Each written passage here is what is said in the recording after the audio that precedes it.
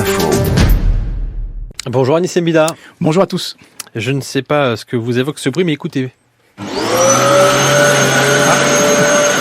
Est-ce que c'est de la joie ou bon, on va pas se raconter d'histoire, personne n'aime vraiment passer l'aspirateur à Nice, mais vous avez peut-être trouvé pour nous une astuce pour motiver les plus récalcitrants. Oui, une technique toute simple, transformer la corvée de l'aspirateur en jeu vidéo. Parce qu'il n'aura échappé à personne que ceux qu'on a le plus de mal à convaincre de faire du ménage, j'ai nommé les ados et certains papas, sont aussi les plus grands fans de jeux vidéo. D'où l'idée, transformer l'aspirateur en manette de jeu.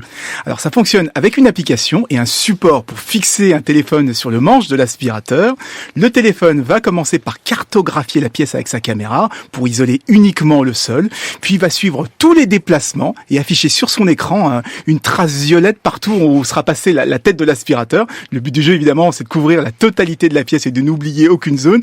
Donc il y a à la fois un côté ludique, comme dans un jeu vidéo, puis un côté satisfaisant, puisqu'on voit tout le sol de la pièce progressivement se repeindre virtuellement en violet. Bon, alors est-ce que à Nice, ça fonctionne avec tous les types d'aspirateurs? Alors non, pour l'instant, c'est réservé au dernier modèle de chez Dyson. C'est un accessoire qui est baptisé Clean Tress et qui sera disponible au mois de juin.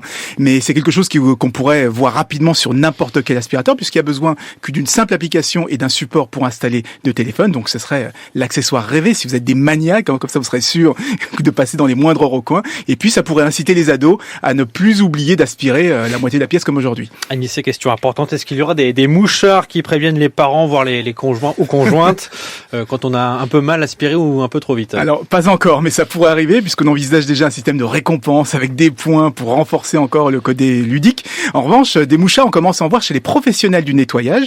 La société AirCheck, par exemple, propose d'équiper tous les employés du ménage, d'un accessoire, d'un casque de réalité virtuelle qui va afficher précisément toutes les zones qui n'ont pas encore été nettoyées et en plus, on va envoyer des alertes si on en oublie une. Donc oui, on commence par un côté ludique incitatif et ça finit vite par un contrôle très très précis de la qualité du nettoyage. Les ados sont prévenus. Ouais, pas sûr que ce soit une si bonne idée que ça finalement. Merci Anis Mbida. Aujourd'hui c'est demain, c'est tous les jours dans France Info Petit Matin.